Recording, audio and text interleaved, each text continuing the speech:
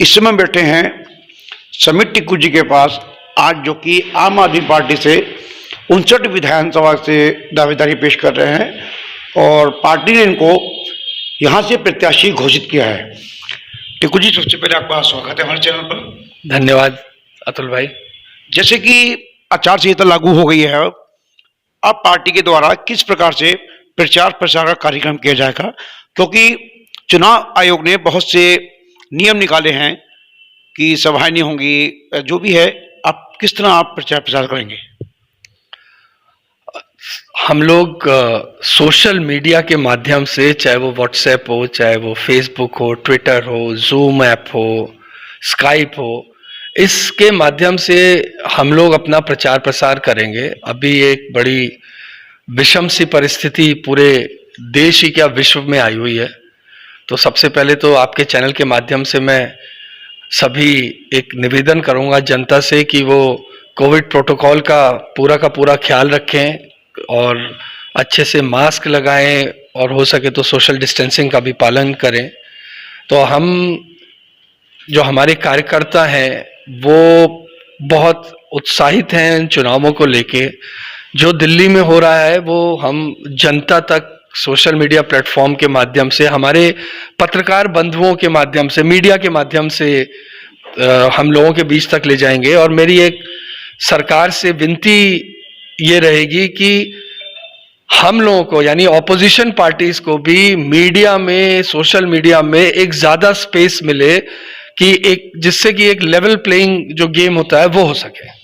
बात की जाए, कल आम आदमी पार्टी के सांसद दिल्ली से गोपाल राय जी हल्द्वानी पहुंच के प्रेस वार्ता की गई थी।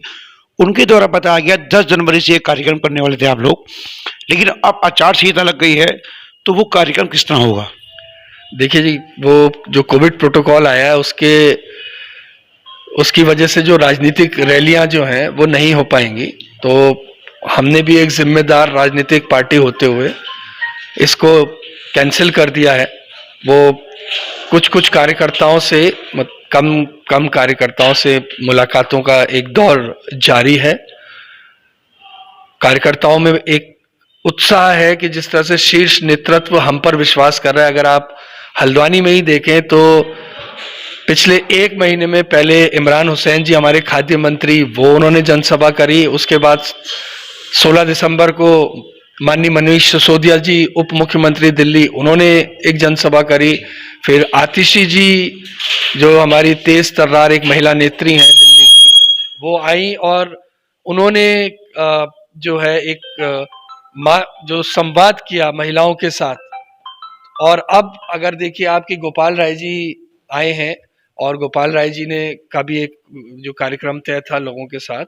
तो इस तरह से बहुत उत्साह है पूरी की पूरी साथियों में, कार्यकर्ताओं में। लेकिन वही बात की जाए तो आज प्रदेश की जनता बदलाव चाहती है और आम आदमी पार्टी एक उभरती हुई पार्टी आई है जिसपे जनता भरोसा जता रही है। तो आप यहाँ से प्रत्याशी हैं, आपकी जो कार्यश्रेणी है या आपकी जो प्राथमिकता है वो विधानसभा 59 के लिए क्या रहेगी और किस तरह कार्य किए जाएंगे?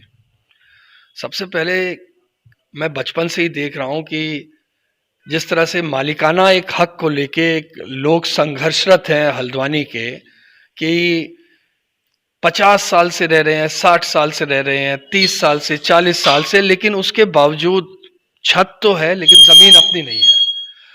तो सबसे पहली जो एक हमारी प्राथमिकता रहेगी वो मालिकाना हक को लेकर हमारी एक कि कैसे वो साफ नीति साफ होगी।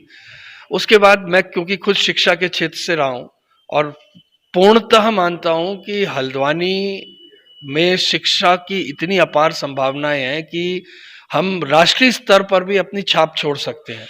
तो यहाँ आके अच्छे कॉलेजेस, अच्छे स्कूल लेके आए जाएंगे ताकि आसपास के प्रदेशों के बच्चे भी यहाँ आए और शिक्षा अर्जित करें। और इसके साथ ही मेरे हिसाब से लगभग 10,000 रोजगार का और सृजन हो सकता है। तो ये 2 समस्याएं, इसके अलावा कुछ मूलभूत समस्याएं जैसे बिजली, पानी। अगर बात की जाए तो हल्द्वानी में एक बहुत बड़ा मुद्दा है जो वर्ष 2007 से हर चुनावों में आता है, लेकिन चुनाव समाप्त होते ही ठंडे बस्ते में चले आता है। जैसे एक रेलवे का बहुत बड़ा मुद्दा हल्द्वानी का है। 2007 से मुद्दा लगातार हर चुनाव में जिन बाहर आता है। ट्रंचिंग ग्राउंड हो गया, मालिकान हक हो गया, मलिन बस्ती हो गई, लेकिन हजारों परिवारों पे हर चुनावों में रेलवे की तलवार लटकी होती है। कभी नोटिस, कभी खंबे। वहां की इतनी आवाम है जो हर चुनाव में डरती है कि पता नहीं उनके संग क्या हो जाए। वहीं दूसरी बात यह है कि रेलवे बोर्ड का कहना है कि हम पे यहाँ पर्याप्त भूमि नहीं है, इसलिए नई ट्रेनों का संचालन हम यहाँ से नहीं कर सकते हैं। इसमें क्या कहना है आपका? अतुल भाई, ये एक बहुत प्रमुख मुद्दा है, क्योंकि अगर आप देखें तो कई सारे परिवार इसकी जद में आ रहे हैं, और जो पता नहीं कितने सालों से, बरसों से यहाँ पे रह रहे हैं। तो सबसे पहली चीज क्या है कि एक तो ये समस्या है, इसका समाधान हम लोग मिलके ढूंढेंगे, और इसमें हमारा जो है समस्या क्या है, समाधान क्या है और आपका योगदान क्या है। तो हम निश्चित तौर पे इस पे एक स्पष्ट नीति लेके आएंगे।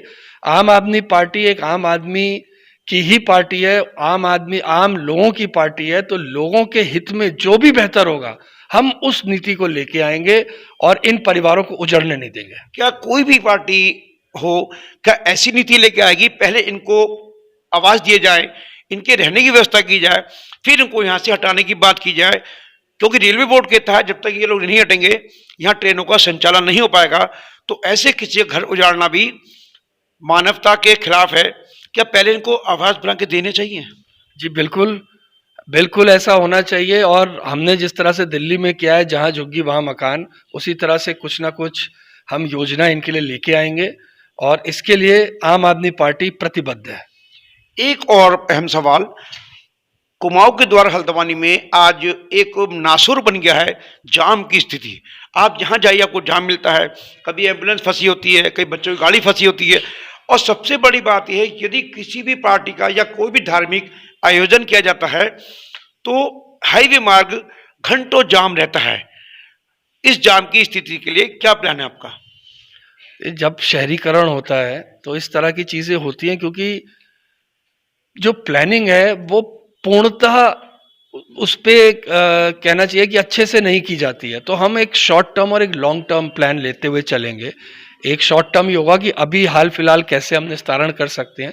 आने वाले समय में चिन्हित की जाएंगी जगहें जहां पर हम अपनी गाड़ियां पार्क कर सकते हैं। अब आप भी हल्द्वानी के ही बाशिंदे हैं, पार्किंग बहुत बड़ी समस्या है। पार्किंग एक आप, जबकि कोई ऐसा नहीं है कि हम नहीं कर सकते। ये हमेशा, ये मेरा मानना है, क्यों और क्यों नहीं में सोच का फर्क है।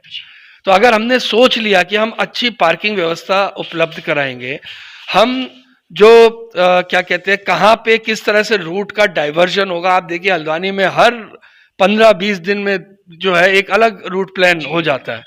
तो ट्रायल एंड एरर के बाद चीजें निकल के आती है, उस पर भी नहीं की जा रही है। कई कई जगह ऐसी हैं जहां जाम सिर्फ इसलिए लगा है क्योंकि वहां पे अनऑथराइज्ड पार्किंग रहती है। तो इन सारी चीजों को रखते हुए पार्किंग की एक तो सबसे पहले हम लोग कुछ एरियाज डेवलप करेंगे कि यहाँ पे पार्किंग अच्छे से की जा सकती है। उसके अलावा लोगों को भी, जैसे आप देखोगे विदेश में भी, कि अगर जरूरी काम है तो तभी वाहन लाएं। तो थोड़ा बहुत हमें बाहर की से भी जनता को भी जागरूक किया जाएगा। साइकिलों का इस्तेमाल बढ़ाया जाएगा ताकि रोजमर्रा की चीजों के लिए अगर हम उसको, उससे प्रदूषण भी कम हो। लेकिन ये सब जो है ये मिलके ही पॉसिबल है। तो हम सब ये, जब हम ये सारी समस्या का समाधान हमें ढूंढना है, तो इसमें हमारे जनता के प्रतिनिधि भी प्रमुखता से साथ बैठेंगे, एक नीति नियोजन निर्धारित करेंगे और उसके बाद उसको एक्शन में लाएंगे और इस शहर को जाम से निजात दिलाएंगे। आज देश में, प्रदेश में, शहर में सबसे बड़ी समस्या है बढ़ती महंगाई, बेरोजगारी, कारोबार नहीं है। आज जनता त्रस्त है। तो आपके लिए, जैसे आप चुनाव लड़ रहे हैं, आप प्रत्याशी हैं, आम आदमी पार्टी सरकार आती है तो इन मुद्दों पे किस तरह काम किया जाएगा? देखिए, ये इन मुद्दों पे जब आम आदमी पार्टी की, हम लोगों ने पहले ही कह दिया है कि जब हम आएंगे हम 1 लाख रोजगार सृजन करेंगे। और उसके, और ये हम कोई हवा में बात नहीं कह रहे हैं, क्योंकि ये सब जनता जानती है कि केजरीवाल जी पहले तोलते हैं और फिर बोलते हैं। तो अब जो बैकलॉग है लगभग 50,000 से ऊपर तो अभी सरकारी पद ही खाली हैं, तो हमें उसमें लगभग 47,000 पद और सृजित करने हैं। उसके अलावा अगर हमने यहाँ तक कहा है कि अगर जब तक हम ये रोजगार नहीं दे पाए तो हम लोग बेरोजगारी भत्ता भी देंगे 5,000 रुपए 18 साल से। विपक्ष का कहना है कि पहले दिल्ली देखिए फिर उत्तराखंड। दिल्ली में हम लोगों ने 10 लाख से ज्यादा नौकरियां दे दी हैं, तो विपक्ष का तो है, कुछ तो लोग कहेंगे, लोगों का काम है कहना, तो विपक्ष सिर्फ कहने में ही लगी। और विपक्ष में देखा जाए तो भारतीय जनता पार्टी तो सिर्फ लोगों के आशियाने उजाड़ने के अलावा कोई और काम नहीं कर पाई है। और कांग्रेस ने भी पिछले देखा जाए विगत कई वर्षों से एक मित्र विपक्ष के रूप में ही काम किया है। इस बार जनता के पास विकल्प है, मजबूर विपक्ष का नहीं, मजबूत विपक्ष का। अच्छा, एक अंतिम सवाल, आप अपनी पार्टी की कन्वेंसिंग किस तरह करेंगे, क्योंकि आचार संहिता में सभाएं नहीं है, ज्यादा लोग इकट्ठे नहीं कर सकते, ये कन्वेंसिंग किस प्रकार की जाएगी और आपको जनता एक बेहतर प्रत्याशी मानते हुए आपका साथ दे रही है निरंतर, कई महीनों से देख रहे हैं, आप भी काफी मेहनत कर रहे हैं, काफी जनता के बीच जा रहे हैं, जनता की समस्याओं को समाधान भी कर रहे हैं, तो ये इसको कैसे करेंगे? देखिए, सबसे पहले जैसे अतुल भाई आपने पहले ही कहा है कि हम लोग कोरोना काल से ही जनता के बीच में कंधे से कंधा मिला के खड़े हुए हैं, चाहे वो दवाइयों का डिस्ट्रीब्यूशन हो, चाहे राशन लोगों तक पहुंचाना हो, किसी भी तरीके से हम पहले से उनकी एक मदद के लिए सबसे पहले आम आदमी पार्टी और उसके कार्यकर्ता पहले से इसको आगे हम बढ़ चढ़ के लोगों के साथ खड़े हैं। तो इस मामले में हम एक बढ़त बना चुके हैं।